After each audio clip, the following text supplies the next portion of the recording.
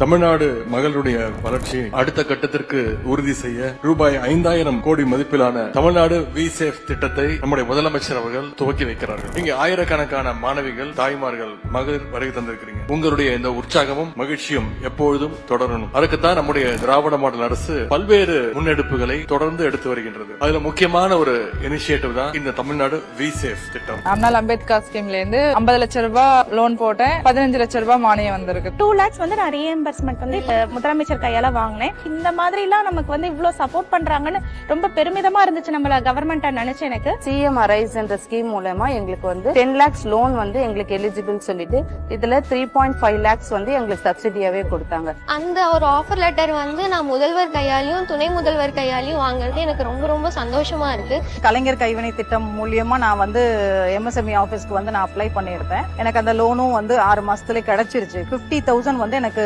Subsidy வேற கொடுத்திருக்காங்க.